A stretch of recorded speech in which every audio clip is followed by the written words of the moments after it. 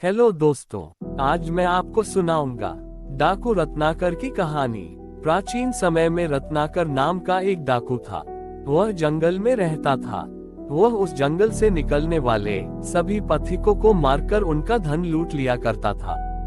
सब लोग रत्नाकर से भयभीत रहते थे। एक बार उस वन से कुछ साधु गुजर रहे थे।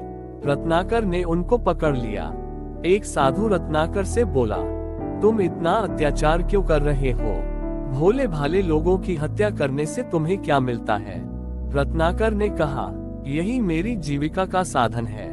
मुझे जो कुछ भी प्राप्त होता है उससे मैं अपने परिवार का भरण पोषण करता हूँ। दूसरे साधु ने पूछा, यदि हम तुम्हारे प्राण लेना चाहे तो क्या तुम्हारे परिवार का कोई सदस्य तुम्हारे स्थान पर अपने प्राणों का बलिदान देगा? रत्नाकर ने कहा, हाँ हाँ, क्यों नहीं। मेरी पत्नी पतिव्रता है, वह मेरे लिए सब कुछ कर सकती है। मेरे पुत्र पुत्री भी मुझे प्राणों से ज्यादा चाहते हैं। तीसरे साधु ने कहा, तुम्हें भ्रम है। यदि विश्वास न हो तो घर जाकर पूछो कि क्या तुम्हारे परिवार का कोई सदस्य तुम्हारे स्थान पर अपने प्राण देगा। दस्यु रत्नाकर साधुओं को पेड़ से बांधकर अपने घर चला गया। सबसे पहले उसने अपनी पत्नी से पूछा। उसने उत्तर दिया, यदि मैं मारी जाऊंगी तो आपकी और आपके परिवार की देखभाल कौन करेगा? इसलिए आप किसी और को ले जाइए। फिर उसने अपने पुत्र से पूछा तो वह बोला, मैं आपका एकमात्र पुत्र हूँ। यदि मैं ना रहा तो आपका वंश कैसे चलेगा? वृद्धावस्था में आपकी देखभाल कौन करेगा?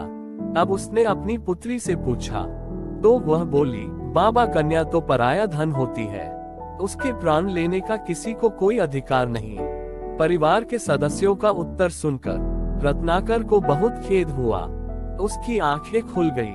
दुखी मन से वो उन साधुओं के पास पहुंचा और उनसे क्षमा मांगी। साधुओं ने रत्नाकर से कहा, तुम अब इसी शिला पर बैठकर राम का नाम लो, तपस्या करो और ज्ञान प्राप्ति का प्रयत्न करो। रत्नाकर ने सब कुछ त्याग दिया। कुछ ज्ञान न होने के कारण वह तपस्या में बैठकर मरा का जाप करने लगा। समाधि लगाए अनेक वर्ष बीत गए। यहाँ तक कि चींटियों ने उसके चारों ओर बांबी बना ली। उसकी कठोर तपस्या को देखकर देवर्षि नारद वहाँ आए। उन्होंने रत्नाकर को महाज्ञान प्रदान किया। देवर्षि नारद ने उनको इक्ष्वाकु वंश में जन्म लेने वाले पुरुषोत्तम राम के विषय में विस्तार से बताया। उनसे ज्ञान प्राप्त कर रत्नाकर वाल्मीकि कहलाए।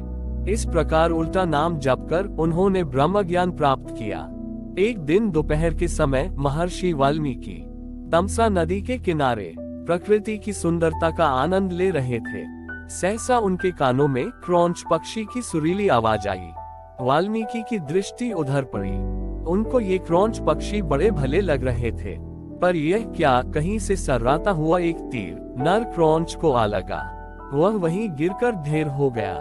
पति की ये दशा देखकर क्रौंची करुण विलाप करने लगी। ये देखकर ऋषि का हृदय करुणा से भर उठा और निषाद को देखते ही यह करुणा श्लोक के रूप में फूट पड़ी।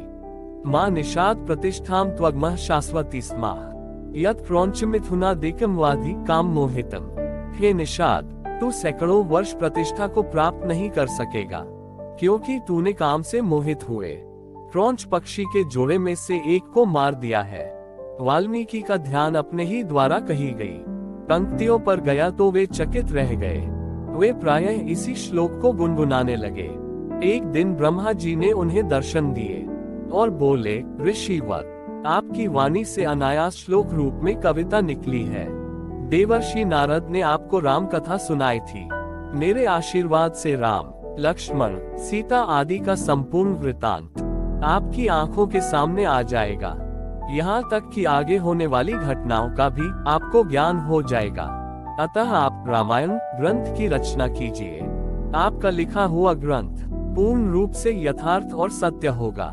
इतना कहकर ब्रह्मा जी अंतर्ध्यान हो गए। महर्षि वाल्मीकि ने 24,000 श्लोकों में राम कथा का कर्ण प्रिय वर्णन किया। तो इस प्रकार रामायण ग्रंथ की रचना हुई। धन्यवाद।